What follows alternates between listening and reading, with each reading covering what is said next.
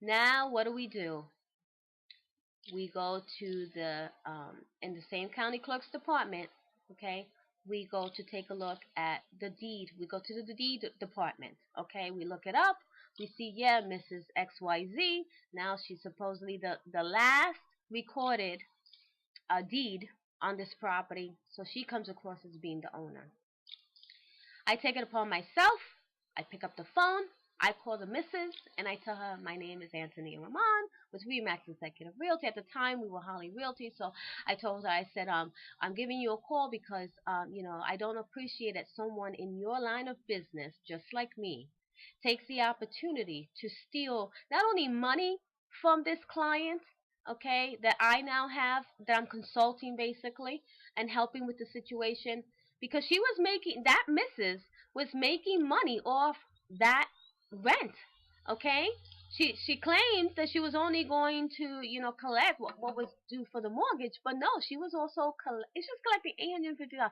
That is a lot of money. She was making almost a $400 profit that she was putting in her pocket. Okay, so that's money they kept. Okay, she kept. So I told her, I said, listen, this is what's going to happen. You are going to rightfully give this property, sign this property back over to this client because he is the legal owner and you have done a disjustice to him. You never paid the taxes. There's a tax lien placed on the property, and this is what we're going to do now. I want to just make sure that you are going to come and sign the papers back over. We're going to do another quick claim deed, giving it back to him. Well, she got a little snippy with me, folks, I'll have you know. And she is a representative of the real estate market that has been in the business for years, prior to me being in the business. So she got snippy with me. She said she was not going to do that, and that I didn't know what I was talking about, and that he knew what he was signing. She went through the whole shemazel. And what did I do?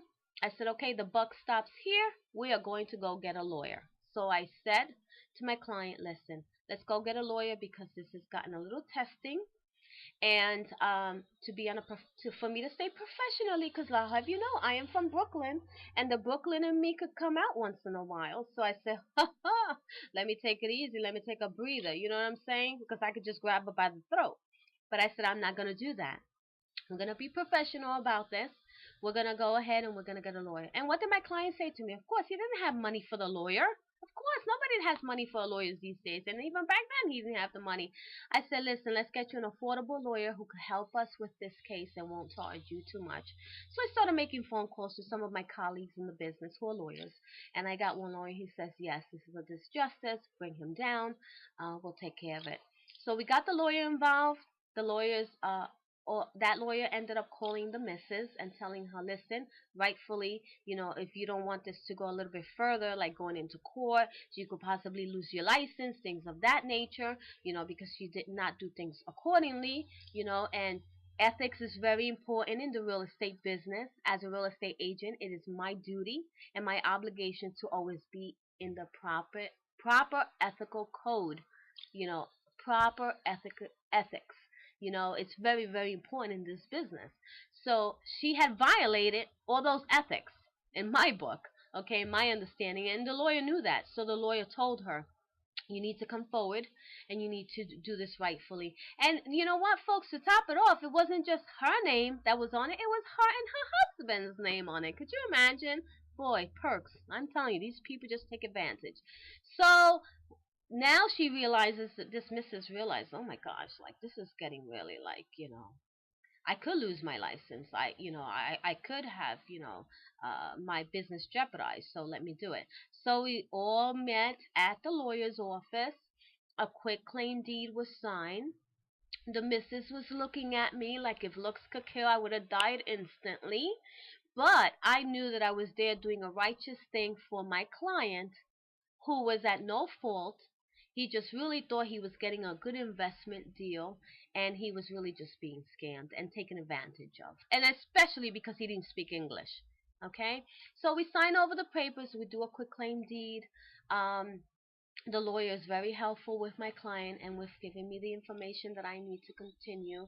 So now, we go and we take it, and the lawyer is going to do a new recording now with this new deed. He's going to be the owner. My client's going to be the legal owner again, deed wise, with this property. We make a copy of it. We take it back down to the township. We told the township, okay, this, because I had already been telling the township the entire story of what had happened. And I'll have you know that that township said to me, "Whoa, we're familiar with with this Mrs. We're familiar with her. She's got some reputations of doing stuff, that are shady." So they already knew, and they worked with me and they worked with my client to resolve the issue also. And we were very grateful to that township for helping us as well. So we went down, we showed them the new copy. Okay, this is being recorded now legally again at the county clerk's office, and we've paid off the back taxes that were owed. Here's the receipt. Here's the proof. He's legally now the owner. Let's work now on these violations.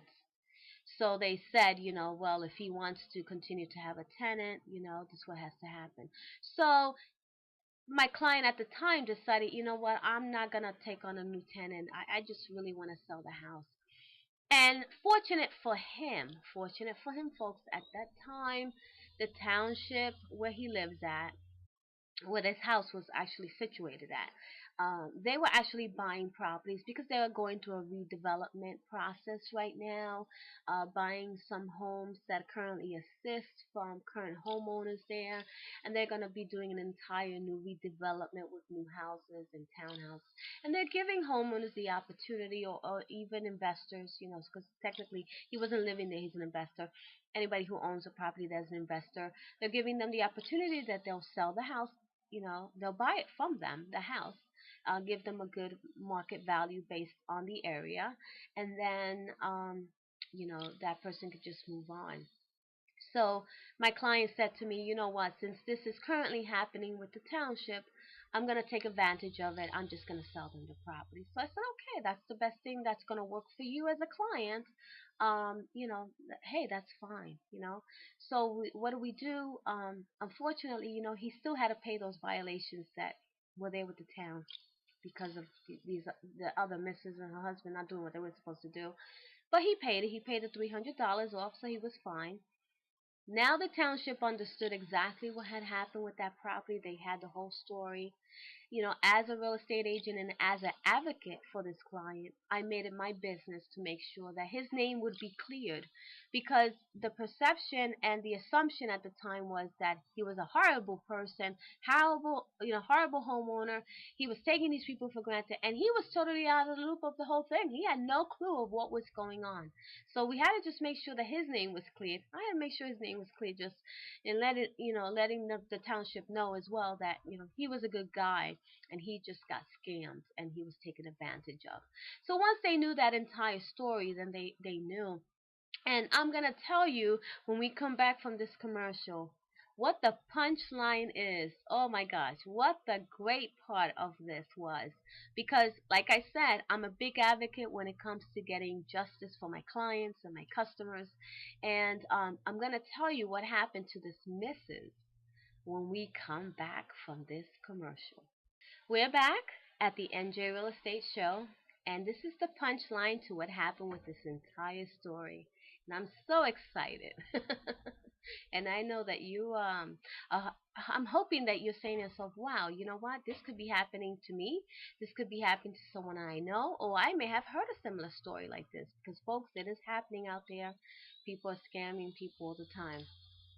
What happened with the violations at the township was that, my client could not just pay them off. He actually had to go to court for that. So I went to court with him.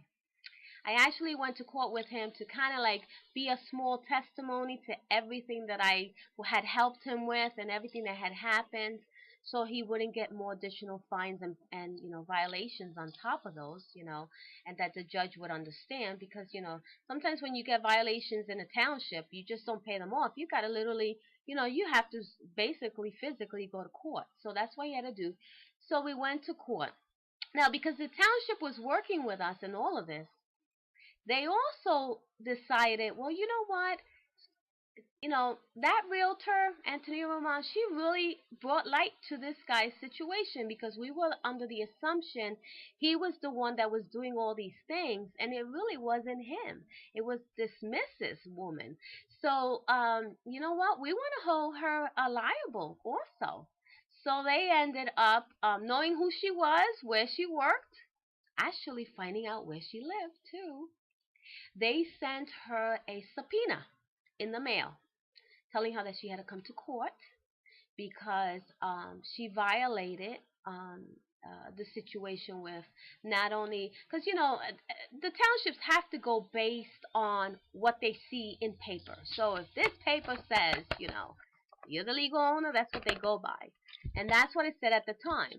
So they knew they could have that as a case against her, to also hold her responsible to pay a penalty fee, pay a violation fee, because the deed at the time said it was her property and her husband's property.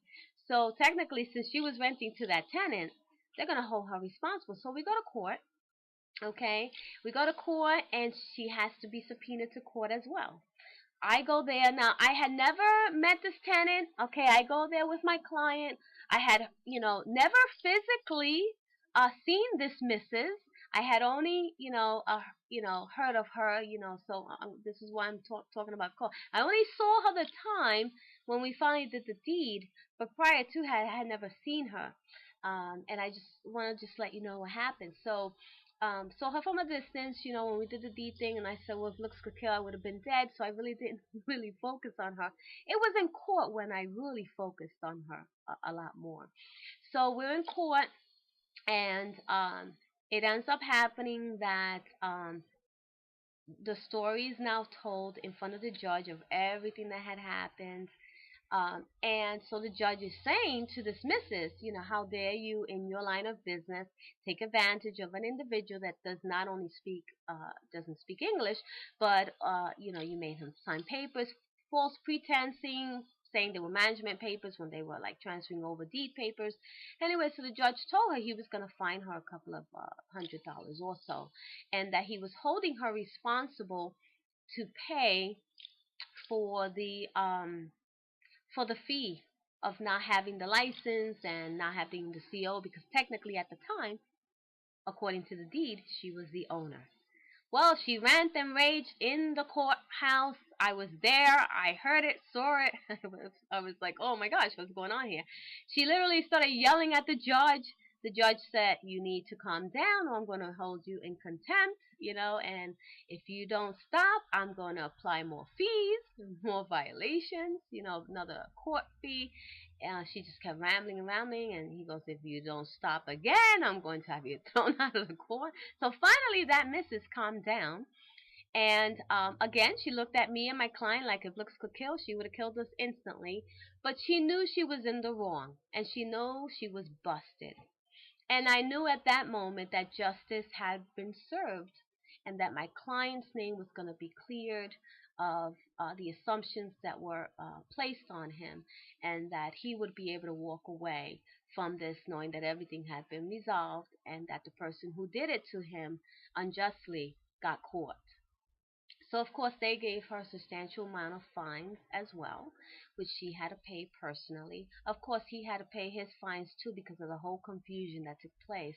But the judge was nice. Even though those violations he had for $300, they expected him to pay. They did not hold him responsible to pay the whole thing. He only paid a portion of it, and the other portion part they made that Mrs. paid, plus additional penalties, and her rudeness in court, got her a fine, another fine as well.